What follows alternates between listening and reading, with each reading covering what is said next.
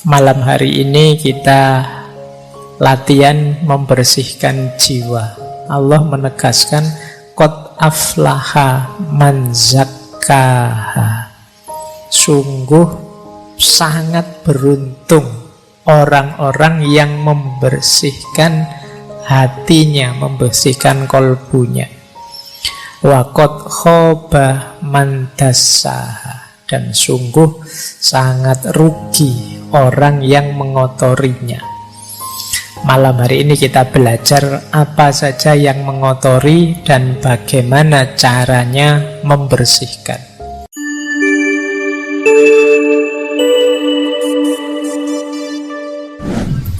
Oke, bismillah. Assalamualaikum warahmatullahi wabarakatuh.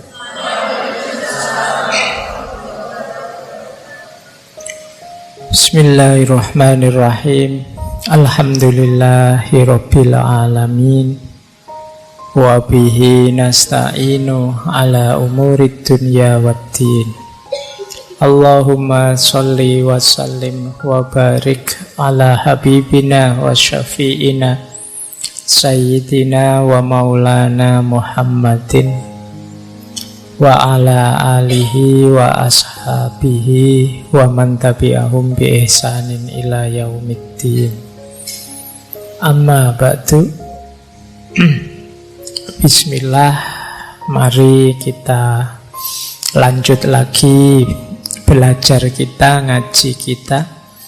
Malam hari ini kita latihan membersihkan jiwa.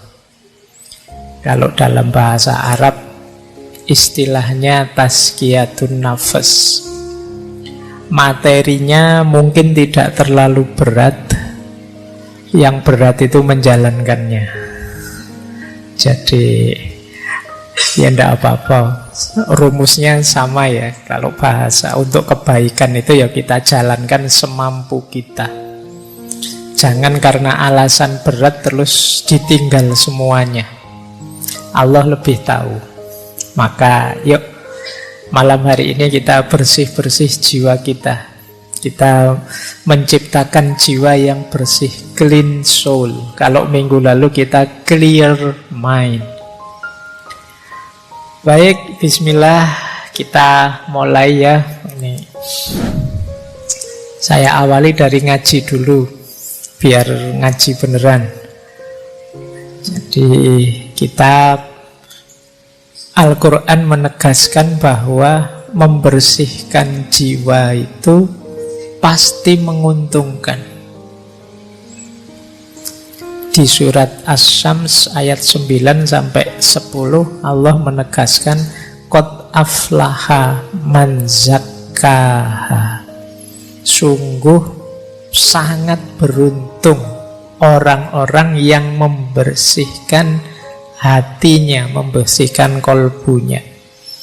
Wa qad khaba man dassaha. Dan sungguh sangat rugi orang yang mengotorinya. Malam hari ini kita belajar apa saja yang mengotori dan bagaimana caranya membersihkan. Tentu saja nanti kita referensinya ya dari para ulama, bukan pikiran saya sendiri. Jadi kalau ada yang luar biasa dari ngaji ini terus teman-teman ngutip dipotong-potong, itu kadang-kadang rasanya saya kayak pinter banget. Aku cuma ngutip pikiran-pikiran para tokoh, para filosof, para ulama. Jadi saya hanya penyambungnya saja. Mereka-mereka, beliau-beliau itulah yang hebat. Nah, saya lanjutkan. Kalau di surat Al-Jumu'ah ayat 2 dijelaskan bahwa tazkiyatun nafas itu bagian dari misinya Rasulullah. Berarti kalau kita berupaya membersihkan jiwa, itu kita membantu suksesnya misinya Rasulullah. Huwallazi ba'atha fil ummiyina rasulam minhum yatlu alaihim ayatihi wa yuzakkihim. Wa yuzakkihim itu dan membersihkan jiwa-jiwa mereka. Wa yu'allimuhumul kitaba wal hikmah wa in kanu min qablu lafi dhalalim mubin. Jadi dialah yang mengutus kepada kaum yang buta huruf seorang rasul di antara mereka. Yang dilakukan apa oleh para rasul ini? Oleh rasul ini yatlu alaihim ayati, membacakan ayat-ayatnya Allah, wa yuzakkihim, dan membersihkan hati-hati mereka, jiwa-jiwa mereka, wa yu'allimuhumul kitaba wal hikmah, dan mengajarkan kitab suci dan hikmah. Nah, ini menarik, yang diajarkan ternyata antara lain hikmah. Yang kalau dalam tradisi filsafat Islam kan hikmah itu ya nama lainnya wawasan-wawasan filosofis tentang hidup. Wa in kanu min qablu lafi dhalalim mubin. Meskipun mereka ini sebelumnya sungguh berada dalam kesesatan yang nyata. Baik, ayatnya sudah ya, anggap saja ngajinya sudah. Sekarang kita belajarnya. Bismillah, kita mulai. Yuk kita lihat diri kita ini seperti apa, nanti bersih-bersihnya di bagian mana. Ini teori saya gabungkan antara Ibnu Miskaweh dan Imam Ghazali. Jadi ayo dilihat ya diri kita. Kita ini makhluk 3 dimensi. Diri kita ini ada jasad. Jasad itu yang fisik paling luar. Masuk ke dalam sedikit ada hayat. Hayat ini mungkin mentalnya, jasmani dan rohaninya. Istilah kita rohani. Dan ada lagi yang paling dalam namanya ruh. Nanti kalau di tasawuf, di dalam ruh itu ada lagi yang paling rahasia namanya sir. Jadi kita ini ada 3 lapis. Jasad, hayat, ruh. Jasad yang paling luar, yang bisa saya lihat hari ini itu jasad-jasadmu. Apa ya istilahnya biar enggak jasad? Karena kesannya kok enggak enak kalau istilah jasad itu. Saya melihat banyak sekali jasad itu kan tidak enak. Jadi ya jasmani lah, jasmani ya kalau saya melihat. Pokoknya sosok di depan saya yang bisa dilihat itu jasad. Nanti masuk sisi mental kita itu hayat. Hayat ini saya ambil dari Imam Ghazali. Komponennya 3. Ada nafas, ada akal, ada qalb. Nah, di balik hayat ada ruh. Ini yang kalau dalam Al-Quran ada istilah wa nafakha fihi min ruhi. Identitas ilahiyah kita yang paling dalam itu ruh. Ruh itu cahaya, dia pasti baik. Cuma apakah cahaya ini menerangi hidup kita atau tidak, tergantung hayat. Apakah hayat kita jernih, bersih atau kotor? Kalau hayat kita kotor, kalbu kita kotor, akal kita kotor, nafas kita tidak terkendali, ya cahaya dari ruh tadi tidak mewarnai hidup kita. Hidup kita gelap. Nah, jadi kunci kemarin kalau belajar stoikisme kan kita diminta memperhatikan mana yang bisa kita kontrol, mana yang tidak bisa kita kontrol. Yang tidak bisa kita kontrol ya dimensi paling dalam dan paling luar. Yang bisa kita kontrol yang tengah ini, yang hayat. Jasad itu kan kita sudah dapat paket yang seperti ini. Jadi kalian berkaca ya kaya ngono lah, kurang lebih dirimu itu kan paket jadi. Dan kamu ndak dosa kalau jelek, wong itu di luar kontrolmu. Iya, kalau istilahnya Imam Ghazali kan kholek itu tidak dosa, kalau khuluk itu dosa, pilihan. Tapi kalau kholek itu kita sudah dianugerahi seperti ini. Makanya kamu jangan minder. Kalau ada yang nyindir kamu atau melecehkanmu, kamu kok nggak cakep, tidak apa-apa, tidak dosa, tidak masalah. Jadi tidak perlu malu gara-gara itu. Wong yo cakep dan tidak cakep itu kan perspektif saja, tergantung standar. Jadi kamu tidak perlu galau kalau sekedar urusan kecantikan lahiriah. Beda dengan kecantikan batin. Kalau istilahnya Imam Ghazali yang khuluk ini, kalau ini pilihan. Batin itu kamu bisa takwa, kamu bisa fujur. Fa'alamaha, ya, kamu bisa patuh, kamu bisa ingkar. Itu dimensi hayat kita. Nah, kalau ini kok kamu jelek, itu pilihanmu berarti. Kamu perlu malu, kamu perlu ndak enak hati, kok saya milihnya jelek terus. Tapi kalau fisik, ndak, fisik itu pakai jadi. Nah, yang paling dalam, yang cahaya ini yang paling positif. Semoga hayatnya orientasinya ke dalam. Orientasinya ke cahaya, tidak ke jasad. Nah, ini perlu diperhatikan lagi. Nafas, akal, qalb. Nafas itu kalau menurut Imam Ghazali dorongan-dorongan jiwa. Kadang kita pakai istilah hawa nafsu. Itu nafas. Ingin makan, ingin minum, ingin kawin. Ini dorongan-dorongan nafas. Dan manusiawi. Jadi setiap manusia punya ini yang waras ya, yang normal. Itu nafasnya hidup.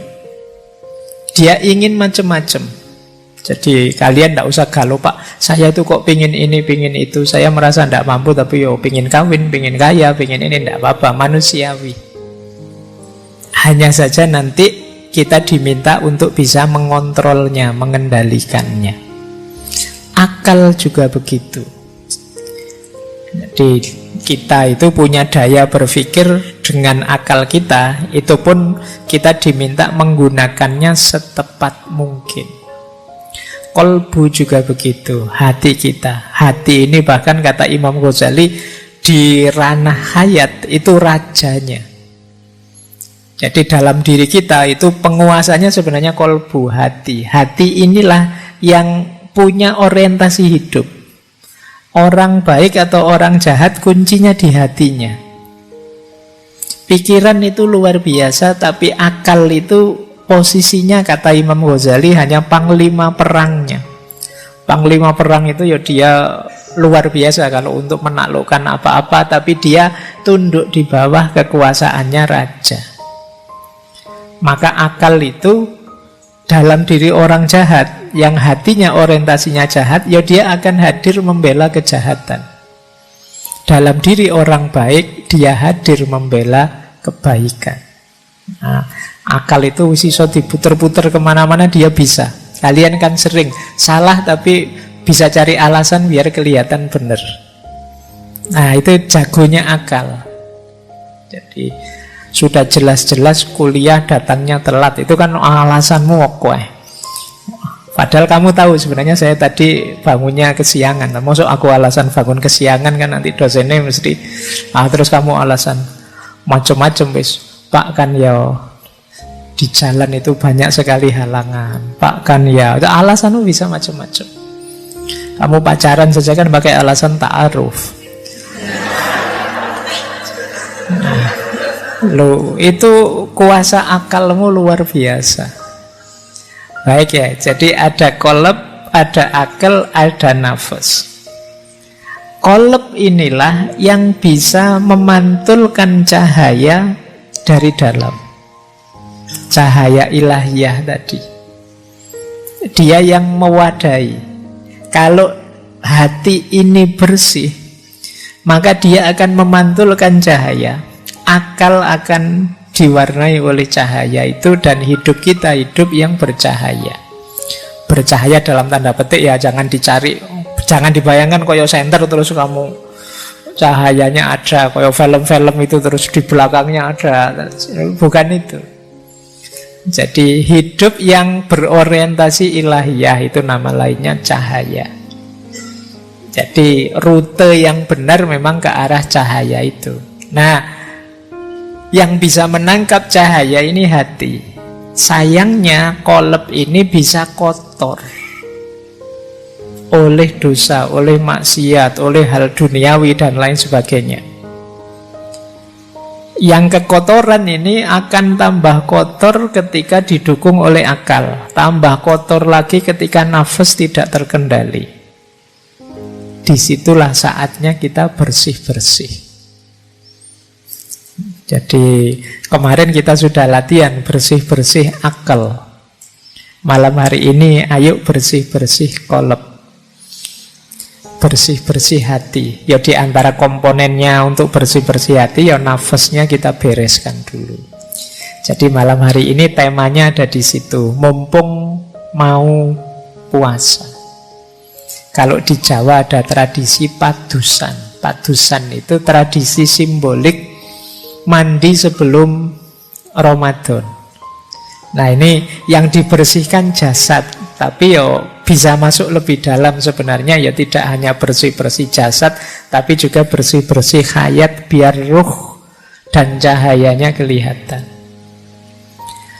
Baik, nah itu tadi filsafatnya. Sekarang kita coba cek apa saja sih yang harus kita bersihkan. Jadi kalau dirinci dalam hidup ini ada 5 hal yang harus kita bersihkan. Yang pertama yang jasad tadi. Ya kalau fisik sih kita membersihkan jasad, anggota tubuh dari semua najis dan hadas. Jadi kalau ini teman-teman pasti sudah bisa lah, tidak perlu dijelaskan. Membersihkan najis teman-teman tahu dan bisa, hadas juga bisa. Kan sudah bisa mandi semua kan insya Allah.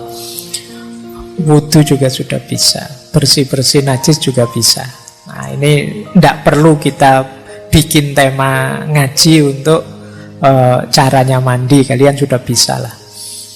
Nah yang kedua, membersihkan anggota tubuh dari dosa dan kemaksiatan. Kalau ini lebih sulit. Gimana caranya mulut kita tidak nyinyir lagi, ngomongnya tidak yang jelek-jelek tapi yang baik-baik. Ini membersihkan mulut namanya. Kalau membersihkan mulut yang fisik pakai kumur-kumur. Tapi membersihkan mulut yang diam, kita singkirkan semua kata-kata jelek, kalimat jelek, ungkapan yang jelek. Meskipun hari ini kan mulut kita sering diwakili oleh jempol kita, karena dunianya sudah geser ke dunia medsos. Mungkin kamu bilang, Pak, saya itu sekarang Pak, mengikuti hadis, Pak, falyakul khairon aw liyasmut, ngomong yang baik atau diem. Iya mulutmu diem tapi jempolmu aktif. Kalau nulis kamu nyelekit luar biasa. Bahkan kamu berani sekali kalau di medsos itu kan. Jadi maka ayo kita bersihkan juga. Jadi anggota tubuh berarti semuanya ya mulut, ya jempol, ya telinga, ya hidung, ya apa saja. Yuk kita bersihkan dari yang dosa-dosa dan maksiat. Jadi bersih-bersihnya levelnya lebih dalam meskipun menyangkut anggota tubuh. Jadi ternyata membersihkan tangan itu ya tidak sekedar cuci tangan, tapi juga membersihkan tangan dari perbuatan-perbuatan tercela. Jadi perbuatan yang menyakiti orang, menyusahkan orang misalnya. Terus ada lagi level 3, membersihkan pikiran dari yang negatif, yang merusak, yang sia-sia, yang overthinking. Minggu lalu kita membahas ini, alhamdulillah. Semoga sedikit-sedikit sudah tahu teman-teman caranya bersih-bersih pikiran. Masuk lebih dalam, ada lagi yang harus kita bersihkan, hayat kita, dimensi batin kita, jiwa kita harus bersih dari akhlak yang tercela. Akhlak tercela itu ya iri, dengki, hasut, sombong dan lain sebagainya. Ini jauh lebih berat. Saya tidak cerita detail caranya, teman-teman pasti sudah tahu bahwa itu jelek. Ada lagi yang paling dalam, saya sebut tadi dimensi ruh, yang intinya adalah sir. Kita bersihkan dari yang selain Allah. Jadi diri kita yang paling dalam itu jadi kuncinya orientasi hidup kita. Semoga isinya hanya Allah saja. Lupa berarti saya tidak boleh bercita-cita punya istri cantik, punya suami ganteng, punya mobil mewah, punya rumah bagus, punya jabatan tinggi. Boleh, tapi itu jangan dijadikan cita-cita final. Jadikan itu jembatan untuk bisa menomorsatukan Allah. Pak, saya pingin punya mobil mewah, Pak. Biar tidak usah pinjam teman. Kalau mobil saya sendiri kan saya lebih bebas. Tidak diatur teman, tidak diegomani teman. Jadi saya bisa menomorsatukan Allah itu lebih leluasa misalnya. Nah, ini lagi-lagi pikiranmu yang main. Jadi niatnya tidak sekedar seneng-senengnya, tapi kita jadikan kendaraan untuk tambah dekat kepada Allah. Apapun itu. Nah, ini yang disebut membersihkan diri, membersihkan sir, hakikat paling dalam dari diri kita, dari yang selain Allah. Yang posisinya media, kita posisikan media. Yang posisinya hanya alat, hanya kita jadikan alat. Satu-satunya tujuan hanya Allah saja. Nah, ini area-area bersih-bersih diri. Dimulai dari yang paling lahiriah sampai yang paling dalam. Kalau kalian bisa lima-limanya, banggalah nanti di akhir Ramadan benar-benar Idul Fitri. Kembali fitrah. Jadi awas keliru, karena banyak yang memaknai Idul Fitri itu kembali bisa makan lagi. Makan itu kan fitrah, Pak. Enggak, maksudnya ini. Jadi di antara cara bersih-bersih itu nanti puasa. Nanti ada logiknya. Tapi kita awali dari sini dulu. Baik, saya lanjutkan lagi. Nah, kalau dalam tasawuf ada istilahnya bersih-bersih ini. Biasanya pakai istilah tazkiyatun nafs tadi. Saya melihat ada beda-beda istilah proses tazkiyatun nafs ini, tapi arahnya sama. Kalau Imam Ghazali pakai istilah toharatun nafs, yang dilanjutkan imaratun nafs, dan puncaknya adalah nafas mutmainnah. Toharatun nafas itu membersihkan jiwa. Kalau sudah bersih, imaratun nafas. Imarah itu mengatur, mengendalikan. Jadi nafsu tadi yang sering tidak terkendali, ayo dikendalikan, bukan dimatikan ya. Dimatikan itu kalau begitu saya tidak usah makan lagi, saya tidak usah minum lagi, saya tidak kawin saja. Itu namanya mematikan nafas. Nanti tidak manusiawi. Jadi Islam itu sangat manusiawi. Kendalikan, makan ya, tapi harus tahu kapan berhenti. Jangan mentang-mentang ditraktir terus manganin los. Kasihan yang traktir. Jadi harus tahu kapan berhenti, harus ngerti porsi kita sampai mana. Makan, minum, nikah. Jadi toharatun nafas, imaratun nafas. Kalau kita bisa imaratun nafas, termasuk mengendalikan keinginan, insya Allah akan lahir nafas yang mutmainnah, jiwa yang tenang. Nah, ini rumus pertama, versinya Imam Ghazali. Jadi dibersihkan, dikendalikan, akhirnya tenang. Beda lagi rumusnya Muhammad Abduh, pembaharu dari Mesir. Kalau beliau rumusnya istilahnya agak berbeda. Kata Abduh, yang pertama adalah tarbiyatun nafas. Tarbiyatun nafas itu mendidik jiwa. Jiwa kita itu liar, harus dijinakkan, dididik. Caranya dengan pembiasaan. Ini namanya tarbiyatun nafas. Kalau sudah sukses mendidik, baru langkah kedua apa? Istilahnya tazkiyatul akal. Tazkiyatul akal itu minggu lalu, membersihkan pikiran. Karena yang menyuplai informasi dalam diri kita itu akal. Ya bener kalbu rajanya, tapi info-info dari akal. Maka tazkiyatul akli itu membersihkan akal dari hal-hal yang jelek, yang negatif. Kemarin sudah saya ajarkan caranya bersih dari pikiran-pikiran yang ngeres misalnya. Itu tazkiyatul akli. Karena kalau tidak, ya pikiran itu akan jadi kacamata kita, cara kita memandang realitas sekeliling.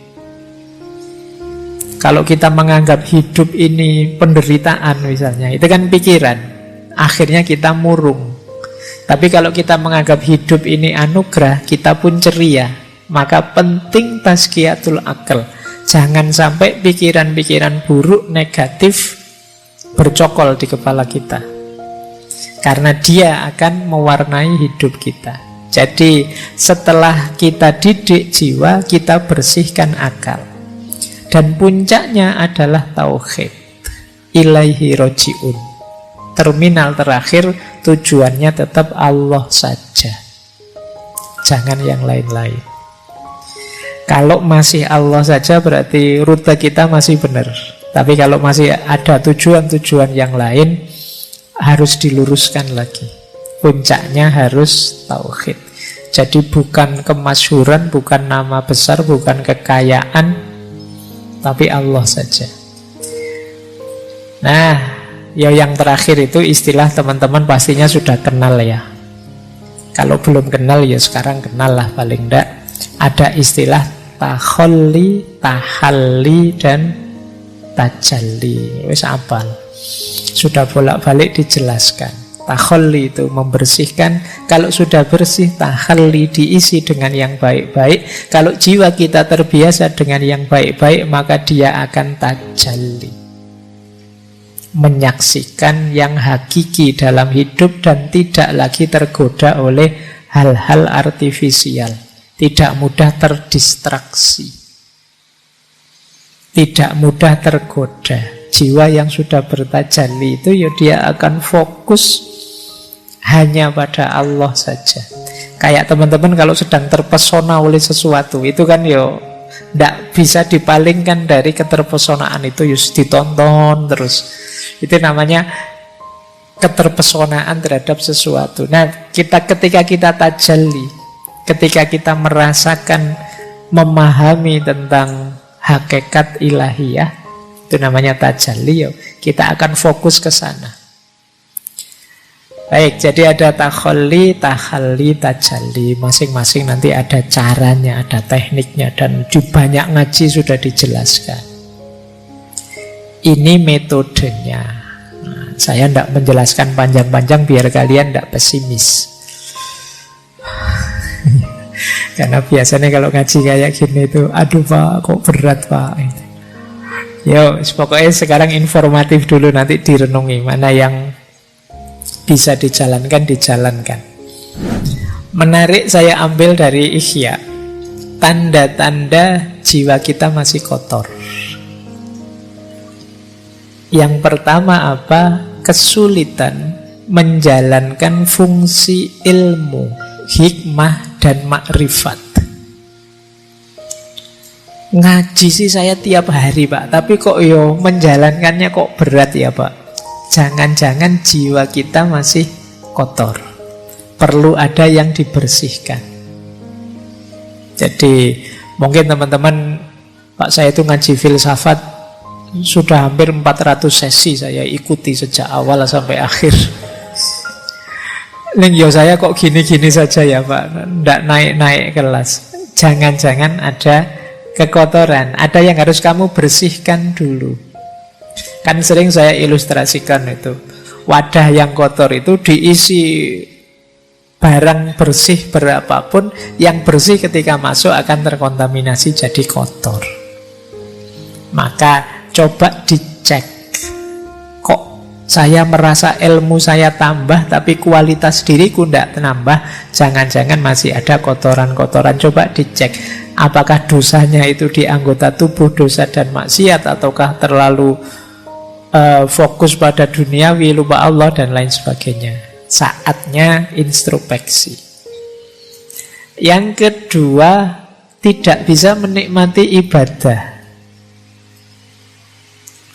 Jadi yo sholat sih, yo puasa sih, yo zakat sih, tapi rasanya beban. Ini berarti belum bisa menikmati. Baru nongkrong sebentar, sudah adzan isya. Kok yo cepet yo. Nah itu rasanya beban. Krungu adzan ini rasanya aduh. Nah, akhirnya kan kamu cepet-cepet bikin sholat biar bebas tugas.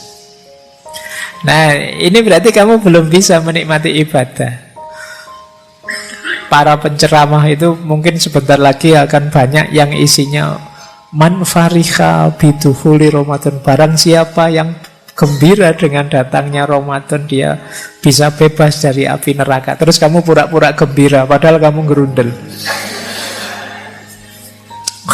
Besok tidak bisa makan siang-siang ini. Wah berat sekali nanti kuliahku. Asam lambungku bagaimana? Terus pokoknya kamu khawatirnya banyak, tidak ada gembira-gembiranya. Ibadah kok rasanya berat. Coba dicek, jangan-jangan ada sisi-sisi kotor yang harus dibersihkan. Entah di sisi yang mana dalam diri kita. Teman-teman lebih tahu lah. Tidak usah cerita-cerita ke saya juga, nanti malu. Coba di muhasabahi sendiri. Saya ada kekurangan di mana, ada kekotoran di mana. Kok ibadahku berat rasanya. Rasanya masih beban.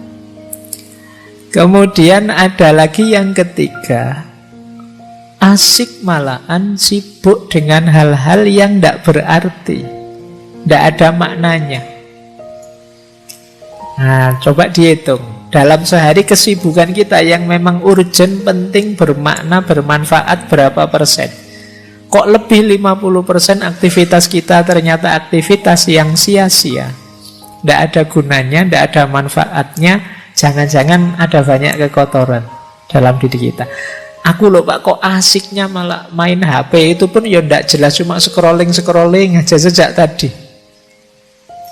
Nah jangan-jangan ada yang kotor dalam diri kita.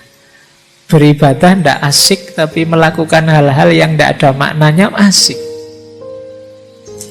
Saya itu Pak, kalau ngobrol sambil ngerokok, nongkrong, itu tidak terasa berjam-jam loh Pak.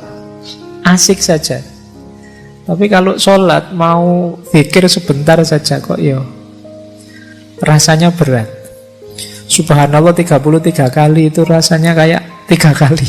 Coba subhanallah, subhanallah, sudah 33. Tidak dinikmati sama sekali. Coba dicek, jangan-jangan ada kekotoran.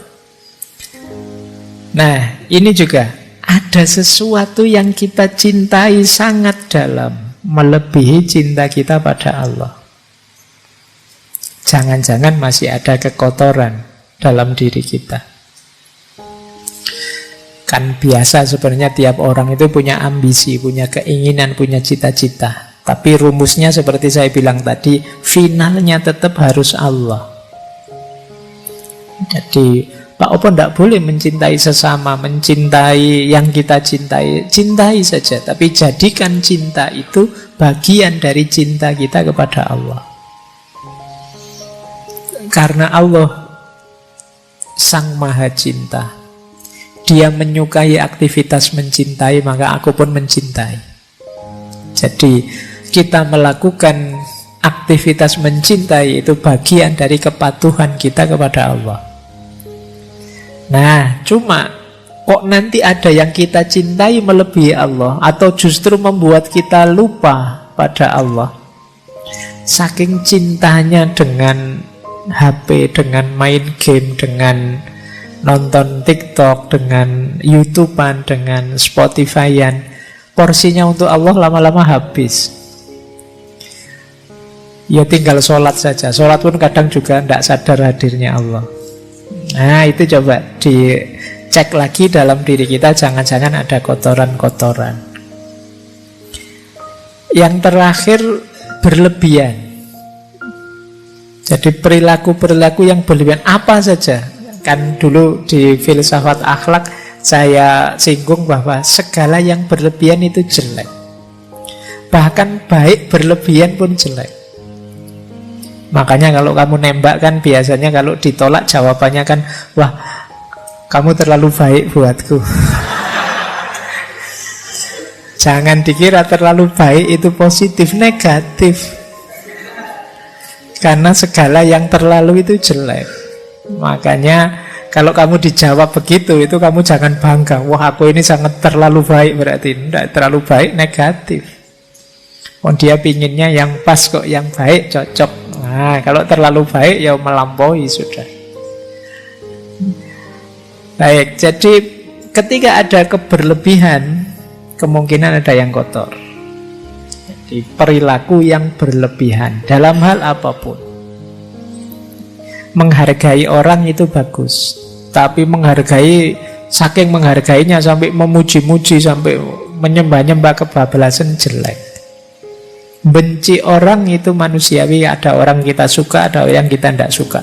Tapi kebencian yang berlebihan sampai kita tidak rasional, sampai kita tidak manusiawi, pasti jelek. Nah, ini bahan untuk kita introspeksi, jangan-jangan masih ada yang kotor. Jadi di antara tanda-tanda kotornya jiwa itu, kita sulit menjalankan hikmah ilmu yang kita miliki. Kita berat dalam beribadah, tapi asyik dalam hal-hal yang tidak bermakna. Ada yang selain Allah yang kita cintai sedemikian rupa, dan kita suka berlebihan dalam banyak hal. Nah, kalau ada gejala-gejala ini, ya ayo segera muhasabah. Ada sisi kotor apa dalam diriku yang perlu aku bersihkan. Jangan-jangan masih ada sombong, jangan-jangan masih ada iri, jangan-jangan masih ada dengki pada orang, jangan-jangan masih ada rasa benar sendiri, egois, dan lain sebagainya. Itu kotoran-kotoran jiwa kita. Nah, ini menarik. Dalam Ihya itu, nanti kalian boleh setuju, boleh tidak ya. Ini cuma yang punya pendapat Imam Ghazali. Ini rangkaian dorongan syahwat yang negatif, yang bisa membawa bencana. Syahwat paling dasar itu syahwat perut, kebutuhan perut. Ya kebutuhan gizi, makan biar tidak stunting. Ya. Jadi kebutuhan syahwat perut ini elementer. Orang itu yang pertama kali dibutuhkan ya syahwat perut ini. Kalau yang perut ini belum terpenuhi, yang syahwat-syahwat yang lainnya biasanya masih belum muncul. Jadi harus beres dulu di yang perut. Kalau perut ini tidak beres, kemudian kalian merambah bidang yang lain, biasanya bidang yang lain itu kamu dedikasikan untuk membereskan urusan perut. Di ekonomimu belum beres, kamu geser ke ranah agama, ya urusan agama kamu jadikan orientasi untuk memenuhi kebutuhan perut. Urusan perutmu belum beres, kamu melakukan aktivitas kebaikan sosial, itu biasanya diam-diam tidak sadar kebaikan sosial itu kamu dedikasikan untuk memenuhi kebutuhan perutmu. Maka syahwat paling dasar itu syahwat perut. Kalau urusan perut beres, kata Imam Ghazali, biasanya naik sedikit. Turun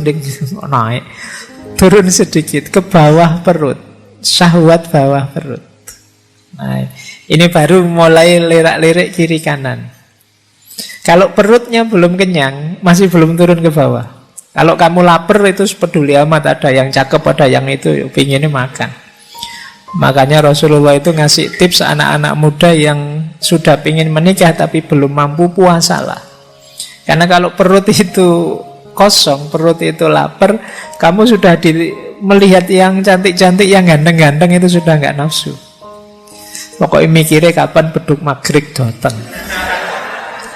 Nah, tapi kalau perut beres baru mulai sudah nafsunya naik. Jadi nafsu bawah perutnya bangkit.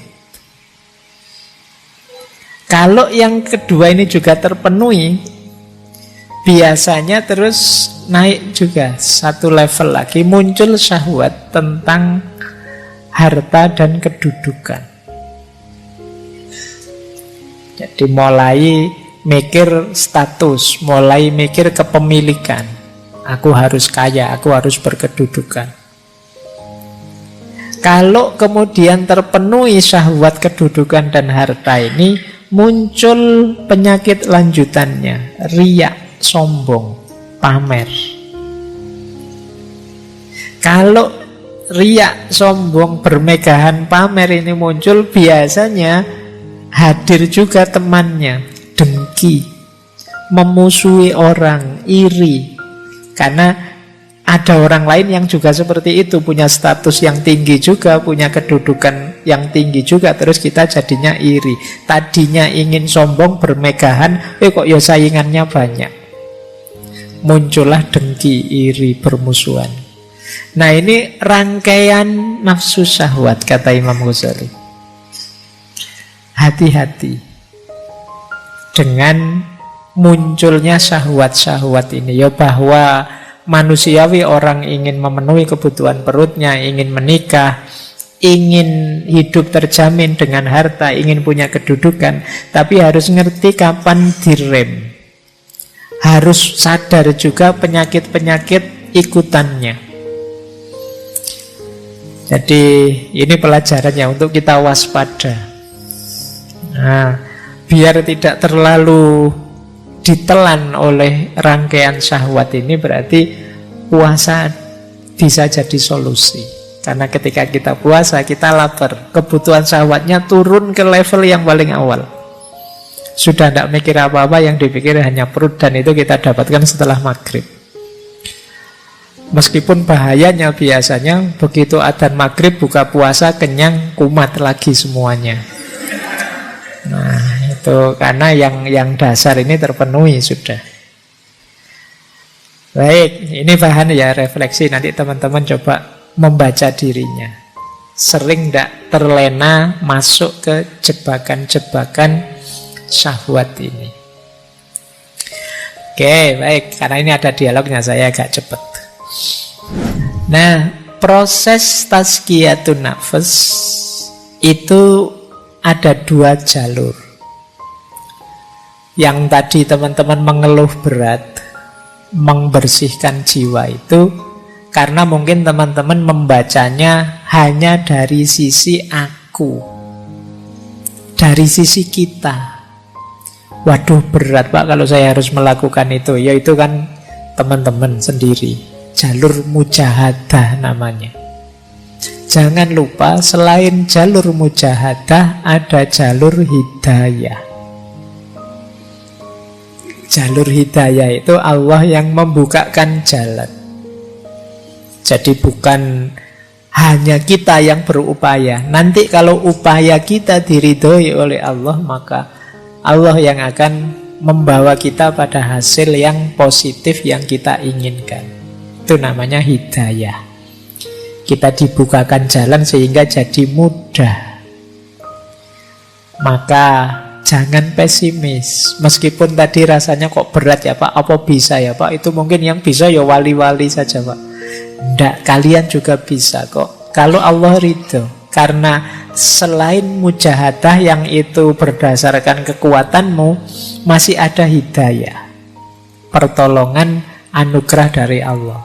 Makanya beruntungnya orang yang punya Tuhan itu terhindar dari putus asa. Sepahit apapun situasinya, selemah apapun kondisi kita masih punya Tuhan, kita masih punya Allah. Tidak pantas kita mengeluh, tidak pantas kita putus asa. Nah, ini prosesnya dua. Jadi ada mujahadah, ada hidayah. Ada upaya kita, ada pertolongannya Allah. Nah, terus Imam Ghazali juga nuntun kita. Kita ini kan ingin bersih-bersih mengubah diri kita. Cepat atau lambatnya perbaikan diri, kata Imam Ghazali, kuncinya dua. Yang pertama, watak dasar kita dan lamanya kita pada kondisi sebelumnya. Yang kedua, kekuatan, kehendak, keyakinan, dan kesabaran kita. Ada orang yang watak dasarnya pemarah, dan puluhan tahun dia jadi orang pemarah. Nah, ini untuk berubah jadi sabar lebih lama. Tidak masalah, tapi bisa, pasti bisa. Manusia itu tidak ada yang paket tidak bisa diubah, pasti bisa. Cuma prosesnya agak lama. Jadi kekuatan asalnya dan lamanya. Makanya kalian kalau punya sifat negatif, jangan lama-lama kamu nikmati sifat negatifmu. Karena semakin lama kamu jalankan, semakin sulit mengubahnya nanti.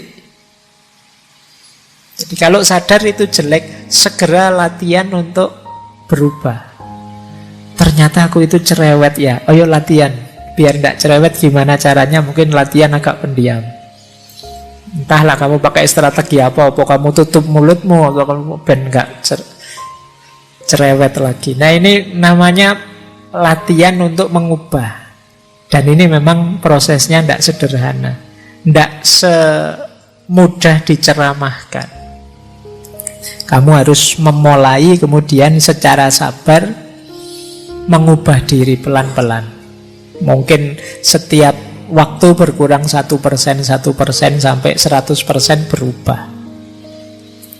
Tidak mungkin revolusioner tiba-tiba berubah, kecuali mungkin hidayahnya Allah yang mungkin seperti itu. Tapi perhitungan rasionalnya ya semakin kita lama di sifat yang lama, perubahannya juga tambah lama. Dan yang kedua, kekuatan niat kita. Kekuatan niat ini ya kalau tidak pakai niat ya lama. Tapi kalau niatnya serius bisa lebih cepat. Kan kadang-kadang kita itu tidak percaya diri, akhirnya lama. Ada yang mantap sekali, bisa lebih cepat. Jadi ini dua kuncinya keberhasilan kita untuk tazkiyatun nafas, membersihkan jiwa.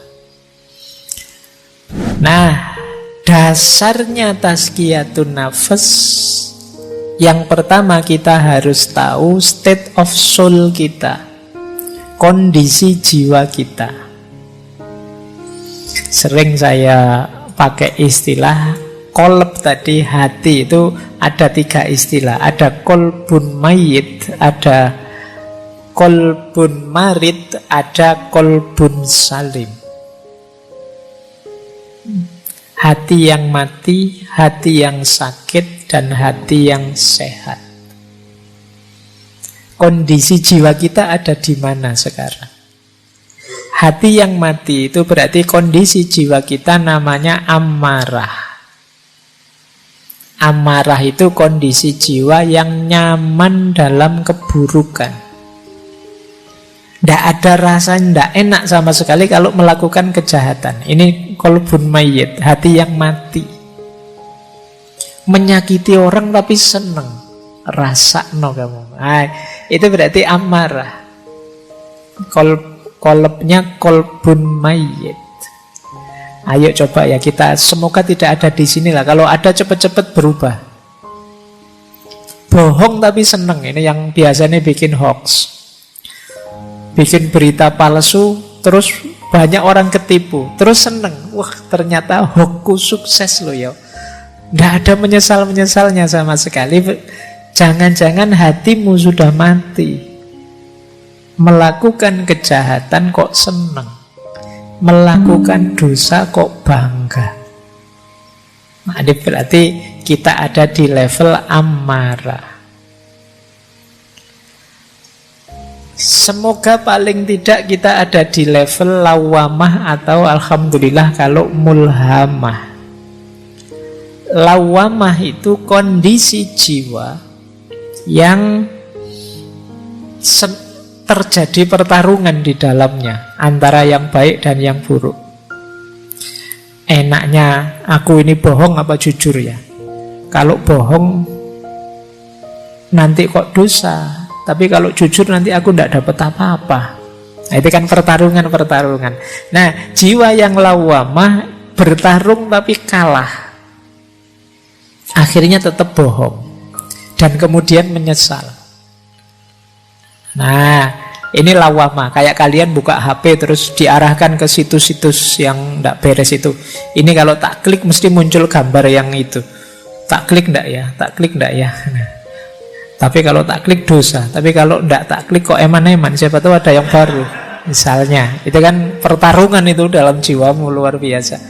Kok terus kamu nekat, terus kamu buka terus, ternyata gambar yang kemarin sama saja. Tapi terus kamu nonton, terus kamu nyesel, ngerti gini tidak tak klik tadi. Kamu sering nyesel karena melakukan kesalahan, jiwamu lawamah. Lebih bagus daripada amarah, karena kalau amarah kamu tidak menyesal sama sekali. Kalau lawamah kamu tahu itu dosa dan menyesal. Alhamdulillah kalau sudah mulhamah. Mulhamah itu ya satu akar kata dari alhama yulhimu ilhaman. Dianugerahi oleh Allah ilham untuk milih kebaikan. Pertarungan ya, terjadi pertarungan, milih yang benar apa yang salah, dan kamu milih yang benar. Ini berarti kondisi jiwa yang mulhamah, lebih positif. Tapi baik lawamah maupun mulhamah namanya kolbun marid, hati yang masih sakit, masih ada penyakitnya, masih ada kotorannya. Buktinya apa? Masih ada pertarungan dalam jiwamu. Hati yang benar-benar sembuh levelnya adalah mutmainnah. Kalau mutmainnah, tidak ada pertarungan lagi. Otomatis kamu akan milih yang baik. Kok ada tawaran di HP seperti tadi, langsung ditinggal, tidak pengen nyoba-nyoba. Jadi kamu menghindari yang jahat dan nyaman dengan yang baik. Jiwamu jiwa mutmainnah. Ini yang disebut qalbun salim. Nah, sebelum bersih-bersih coba kamu cek. Kalau jiwamu kondisinya amarah, qalbun mayyit, perjuanganmu agak berat. Karena kamu harus menghidupkan lagi hatimu. Kamu harus, kalau komputer itu kamu harus mereset terus diinstal ulang. Tidak bisa tiba-tiba ditambahi perbuatan-perbuatan atau cuma di uninstall beberapa softwarenya. Ini mungkin install total, itu harus dibuang semua, isinya diganti yang baru. Dan ini berat. Kalau kamu ada di qalbun marid, hati yang sakit karena masih ada kotoran-kotoran sedikit-sedikit, nah di sini tazkiyatun nafas yang tadi kita sampaikan bisa dipakai tips-tipsnya. Alhamdulillah kalau sudah mutmainnah. Kalau sudah mutmainnah tinggal menjaga istiqomahnya. Nah, jadi dasarnya ini ya, nanti coba dicek. Wah, saya sudah istiqomah Pak. Ya alhamdulillah, meskipun aku tidak percaya. Ya, coba lah kamu cek sendiri nanti. Kalau masih ada kotoran-kotoran, ayo dibersihkan. Baik, saya lanjut lagi. Ini strategi yang disampaikan oleh Imam Ghazali dalam Ihya. Untuk melakukan tazkiyatun nafas, jalannya 3. Yang pertama ilmu dan keyakinan, yang kedua riyadhah, dan yang ketiga mujahadah. Masing-masing ulama nanti punya tips, punya jalan sendiri-sendiri. Kalau ini saya ambil dari Ihya. Yang pertama apa? Ilmu. Tentu saja harus tahu ilmunya. Makanya malam hari ini itu kita konteksnya konteks ilmunya masihan. Kita belajar bagaimana tazkiyatun nafas yang pas, yang cocok, yang benar, yang sesuai. Jangan sampai kita ingin bersih-bersih malah mengotori. Mungkin karena sapunya tidak cocok. Nah, di sini perlunya ilmu. Kalau sudah dapat ilmunya, mantaplah, yakinlah. Kalau masih ragu-ragu, kalau masih belum yakin, ya agak berat. Apa-apa itu kalau setengah-setengah, yakinnya kan tidak maksimal. Jadi kalau sudah dapat ilmunya, yakinlah. Baru kemudian riyadhah. Riyadhah itu makna letternya sebenarnya latihan. Nah, Imam Ghazali mengutip gagasannya, ada banyak yang dikutip. Saya ambil 2, Yahya bin Mu'az Ar-Razi dan Sufi besar Sahal Al-Tustari. Kalau Riyadhah versi Syekh Yahya bin Mu'az Ar-Razi, yang dilakukan apa? Menjaga makanan, menahan mata, mengendalikan mulut, dan pemaaf. Jadi menjaga makanan berarti ya puasa lebih simpel, atau makan jangan berlebihan. Kemudian tidur juga jangan berlebihan, menahan mata. Kemudian mengendalikan mulut dan pemaaf. Jadi kata Syekh Yahya bin Mu'az, ini strategi-strategi ini efektif untuk detok, membersihkan kotoran-kotoran kolbu. Kalau Syekh Sahal mirip saja, mengempiskan perut, menyedikitkan tidur malam, tidak banyak bicara, dan menjauh dari manusia. Kenapa harus menjauh dari manusia? Ya, karena godaan paling berat itu manusia. Godaan dari makanan saja mungkin tidak terlalu menggoda, tapi begitu ada manusianya yang bareng makanan, itu bisa sangat menggoda. Kamu puasa, ada es teh di depanmu sak gelas, itu biasa. Tapi begitu ada orang minum es teh di depanmu, itu kan rasanya beda. Jadi ya agak jauh lah. Manusia itu memang makhluk penggoda yang luar biasa. Jadi kata para sufi, yo, agak menjauh sebentar.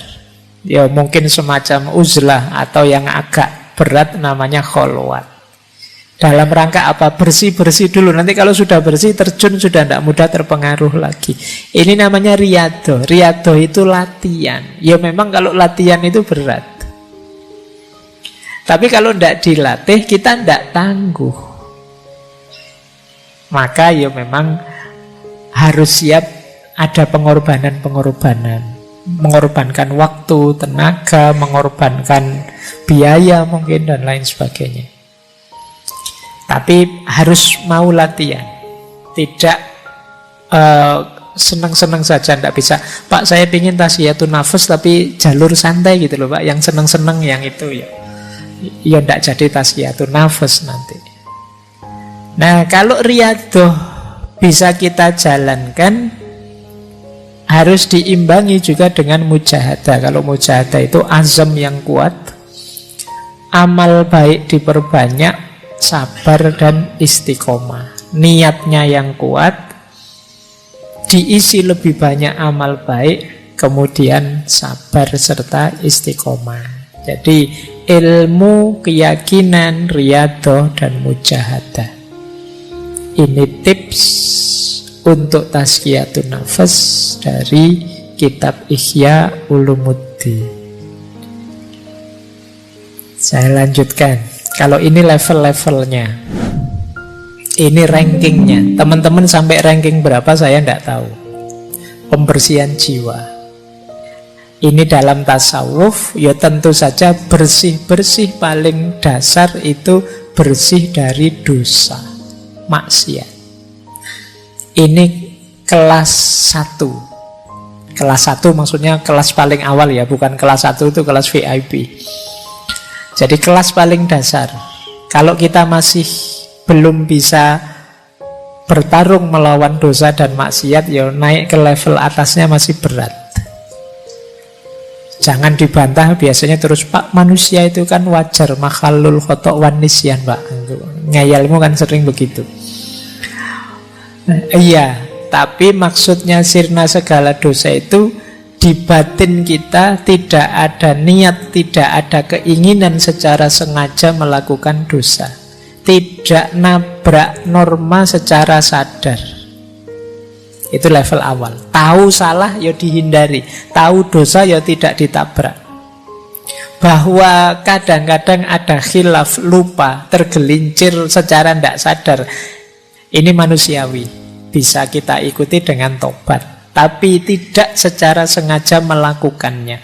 Itu level awal tadi yang dimaksud sirna segala dosa. Begitu sadar, saya salah ngomong, kepleset ngomongnya. Sebenarnya tidak pengen meso, tapi lihat wajahmu tiba-tiba keluar begitu saja misalnya.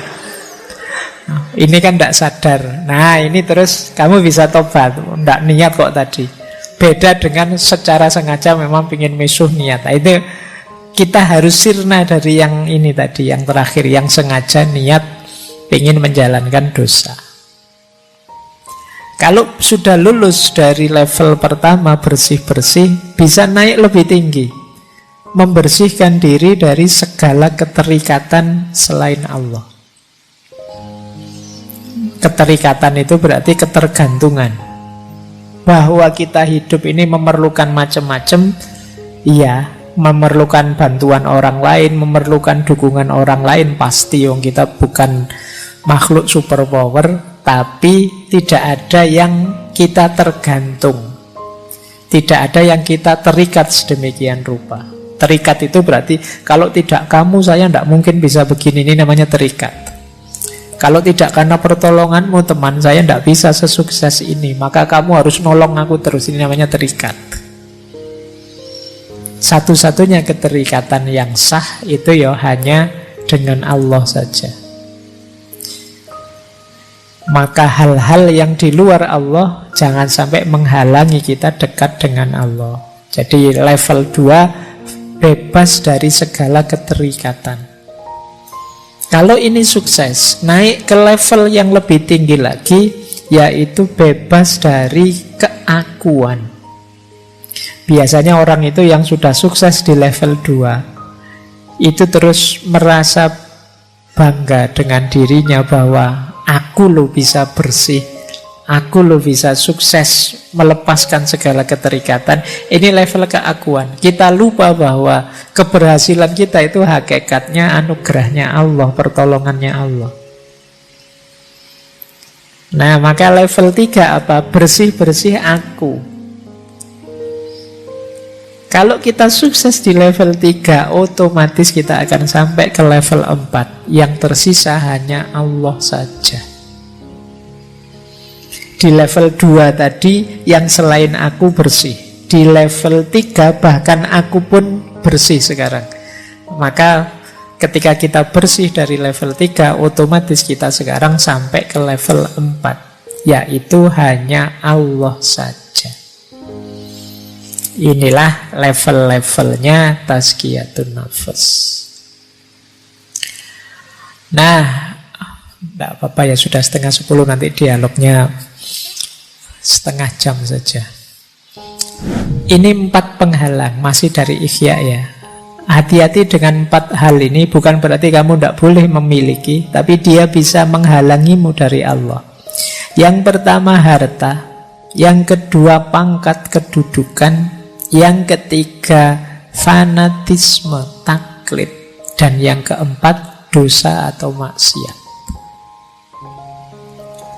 Harta bisa membuat kita lupa diri, jauh dari Allah. Solusinya kata Imam Ghazali, banyak sedekah, jangan kemaruk. Sisakan yang kita butuhkan saja. Itu mengatasi biar harta tidak jadi penghalang kita dari Allah. Pangkat juga begitu, biar tidak menghalangi kita dari Allah.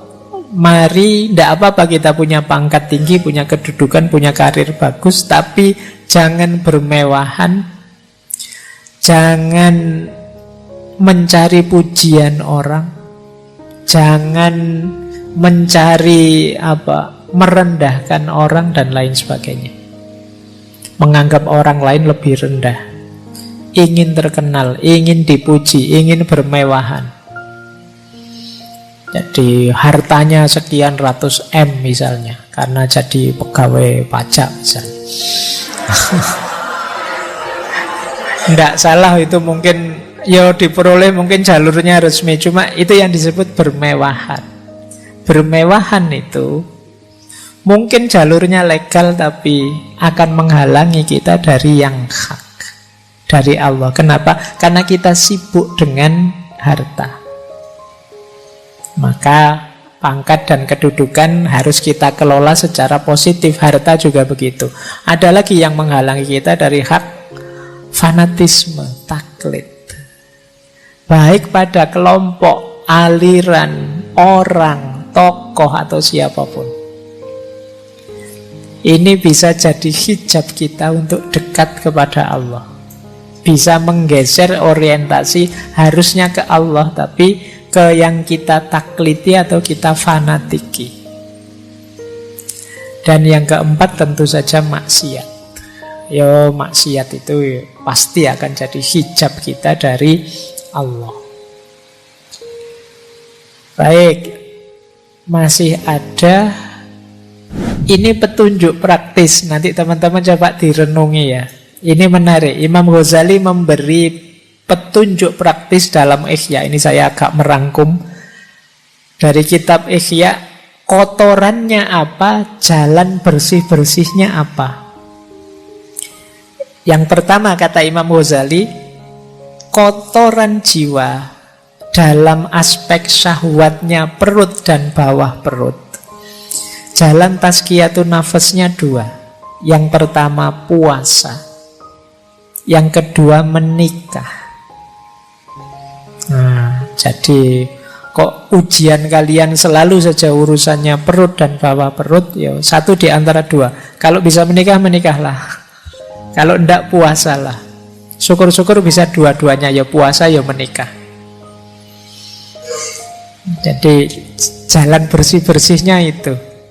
Kalau sudah menikah, itu kan syahwat kemaluan terkendali. Ada jalurnya untuk dilampiaskan secara halal. Syahwat perut bisa dikendalikan lewat puasa. Jadi maka bersih-bersih syahwat perut dan kemaluan bisa lewat puasa, bisa lewat menikah. Kalau kotoran yang muncul dari lisan, dari mulut, ada 4 jalannya. Yang pertama tafakkur, yang kedua zikrullah, yang ketiga muhasabah, muraqabah, mujahadah. Agak berat. Yang keempat ingat mati. Padahal ini cuma mulut saja, berarti betapa bahayanya mulut itu. Jalan bersih-bersihnya banyak. Tafakkur itu kita sibukkan pikiran kita dengan Allah dan kekuasaan dan keindahannya. Itu tafakkur. Ketika kita sibuk dengan Allah, mulut kita tidak akan ngomong yang aneh-aneh lagi. Atau sudahlah, daripada ngomong yang aneh-aneh, mulut kita secara sengaja kita buat pikir saja, aman sudah. Atau muhasabah, muraqabah, mujahadah. Ini sederhananya adalah kita sadar Allah selalu mengawasi. Ini membuat kita terjaga. Mau maki-maki, diawasi Allah, malu saya. Mau ngomong jelek, malu saya. Ini muraqabah. Bisa untuk obatnya penyakit lisan. Dan yang keempat, ingat mati. Jadi kita sadar bahwa akhir hidup kita pasti maut, mati. Dan kita tidak tahu kapan hadirnya itu. Maka akan lebih mengontrol diri kita. Terus yang ketiga, kalau ada penyakit marah, dengki, iri hati, jalan tazkiyatun nafasnya yang pertama dengan sabar dan syukur, memaafkan dan kasih sayang. Yang ketiga membaca Al-Quran. Sabar dan syukur berarti ini nanti bisa mengatasi dengki dan iri kita pada orang lain. Jadi kita itu kan marah pada orang sampai kemudian kita dengki dan iri padanya karena kita tidak sabar terhadap dia. Kalau kita bisa menghidupkan kesabaran dan kita bisa bersyukur dengan apa yang kita miliki, kita tidak akan iri. Apalagi kita bisa memaafkan dan berkasih sayang dengan orang lain, kita tidak akan marah, dengki dan iri. Kalau masih sulit, ayo sibuk mengaji saja, baca Al-Quran. Biar pikiran kita tidak kotor isinya kemarahan, kedengkian, iri hati. Daripada posting aneh-aneh yang tidak jelas, wis ngaji saja. Daripada buka Twitter, buka Instagram yang bikin telinga panas, mata panas, jempol panas, ayo ngaji lah. Kata Imam Ghazali, baca Al-Quran saja. Yang keempat, cinta dunia. Cinta dunia bisa kita bersihkan dengan ingat mati, taubat dan zuhud. Semakin kita ingat mati, semakin kita tidak cinta dunia. Semakin kita bertobat, semakin kita tidak cinta dunia. Semakin mental kita terbentuk zuhud, kita tidak akan cinta dunia. Nyambung dengan cinta dunia, cinta harta dan kikir. Tipsnya 2, zakat, infak, sedekah. Yang kedua zuhud. Ini masuk akal, karena kalau kita terlalu cinta harta, biasanya berat untuk zakat, infak, apalagi sedekah. Maka dengan membiasakan diri berinfak, bersedekah, dan berzakat, insya Allah cinta kita pada harta bisa terkikis. Apalagi kalau kita bisa membangun jiwa yang zuhud, yang tidak terjebak oleh cinta duniawi. Yang keenam, cinta kedudukan dan riya. Riya itu ingin pamer. Biasanya orang itu kalau sukses, kalau berhasil itu muncul keinginannya riya. Jangankan kesuksesan besar, kadang sukses kecil saja kamu ingin pamer. Kamu misalnya, wah fotoku kok bagus ya, ini angle-nya pas itu. Wah, terus kamu cepet-cepet pingin posting, pingin pamer. Padahal itu kebetulan, itu pun ya filter saja. Pingin pamer. Pokoknya opo-opo kamu pingin tampil, pingin pamer. Kamu eman-eman kalau ada momen hidupmu yang menurutmu bagus dan orang lain tidak tahu. Ini harus tahu semua ini. Nah, kamu dapat nilai A misalnya, kamu foto itu di anumu, terus kamu besarkan, kamu alhamdulillah ternyata usaha tidak mengkhianati hasil misalnya. Nah itu kamu hari ini itu wes kelakuanmu begitu. Kata Imam Ghazali, mental pamer ini bisa dididik dengan uzlah. Uzlah itu menjauh sebentar. Kenapa kamu ingin pamer? Ya karena kamu banyak teman terlibat terus dengan mereka, sehingga ada kecenderungan ingin lebih tinggi, sehingga terus kamu pamer ke mereka. Kalau kamu agak uzlah, menarik diri, kamu tidak ingin pamer. Mau pamer ke siapa wong yo? Kamu sedang menarik diri, tidak bercampur dengan mereka. Jadi melatih jiwa untuk tidak pamer itu antara lain uzlah. Sementara obatnya takabur dan ujub. Takabur itu sombong, ujub itu merasa besar. Takabur itu merasa lebih tinggi dari yang lain, ujub itu merasa diri luar biasa, lupa bahwa semuanya anugerahnya Allah. Itu obatnya 3, tauhid, tafakkur, dan sholat. Pak, saya sudah rajin sholat loh Pak, tapi rasanya kok masih sombong Pak, sholatmu kurang beres. Karena sholat itu harusnya tanha anil fahsya wal mungkar. Baik, ini nanti coba ya teman-teman praktekkan. Kalau ini lebih praktis dari Imam Ghazali. Coba kita punya penyakit jiwa apa, kotoran jiwa apa, kemudian kita coba membersihkannya dengan tips-tips dari Imam Ghazali tadi.